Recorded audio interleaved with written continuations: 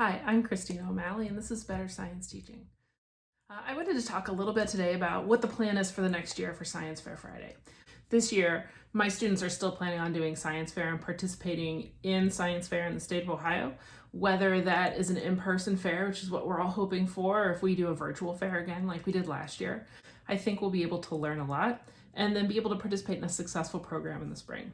So we're going to go ahead with this as part of the pre-college research program at the school where I teach, and I'm just sharing with you what I normally do with those students. Previously, I talked about what to do to make a plan for Science Fair. So if you're already thinking about that in the summer, then you have a lot more time to work with than other students may choose to use. They have just as much time as you, they're just not using it for Science Fair, and that's fine.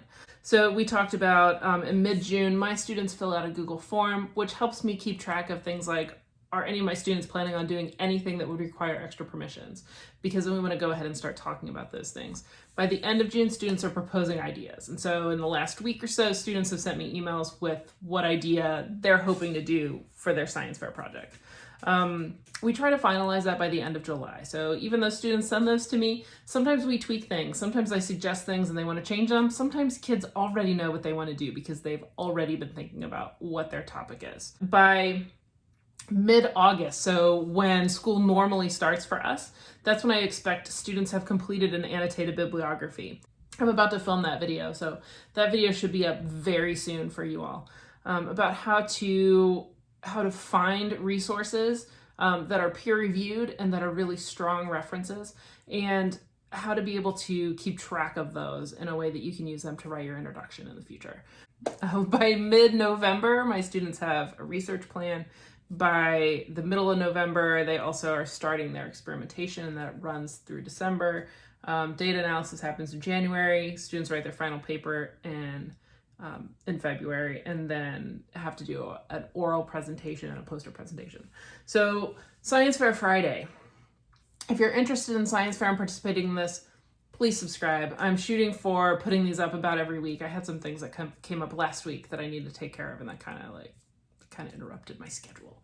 But I've already got a whole list of each one of these post-it notes represents a whole video that I need to make. And again, these are things that are based on what I do in my classroom every week that we call Science Fair Friday. So on here, I've got how to use Google Scholar. I may include some things about PubMed there too. That's another great source. How to organize your references, how to deal with APA formatting and make sure that you're formatting things correctly for science writing, how to do peer review, and all those things are combined to make your literature review for your project.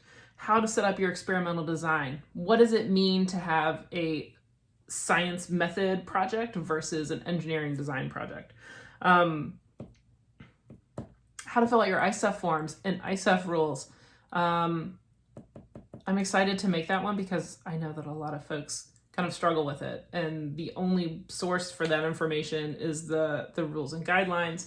There are some slightly more obscure rules, but by and large, I feel like students don't ever use them. One of my volunteer roles is to be the chairperson of the scientific review committee at a local fair.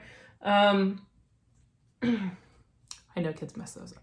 We'll just leave it at that. My students mess them up sometimes, and we end up having to go back and take care of them. But that's why on our timeline, we start dealing with forms in October, because sometimes it takes 3 or 4 months to be able to make sure that we're doing things correctly.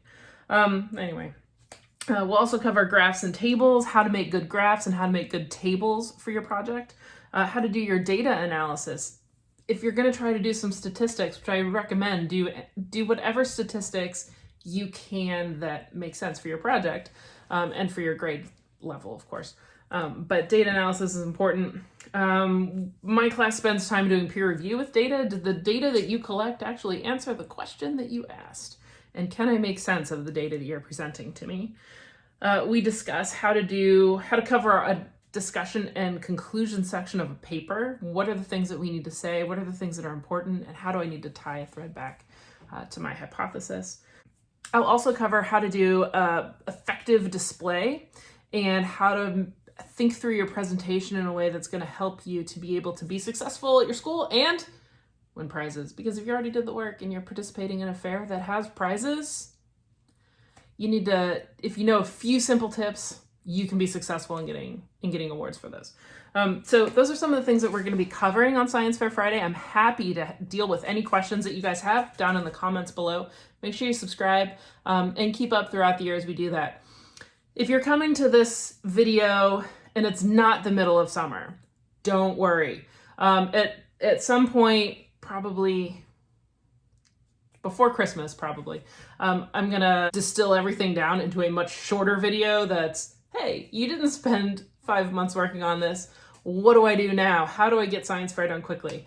So I'm thinking about right now doing one where you have like a month of time left, so if you have a couple of weekends and you want to put that effort into it, you can. What do you do if, Science Fair, it's Saturday and Science Fair is Monday? What do you do in 2 days? So we'll find some ways that you can do a successful Science Fair project, or if you're working with a younger child, that you can help them to be successful at Science Fair and have not everyone angry at each other and pulling their hair out. You can do this. You may have to strategically plan a trip to get a poster, but no problem. We can do Science Fair in a weekend if we absolutely have to. My students, you'll impact your grades. Don't wait that long. All right. So I hope that you will subscribe and that you'll keep up with us and participate by commenting below. I look forward to seeing what you all accomplish this year. I'll talk to you soon.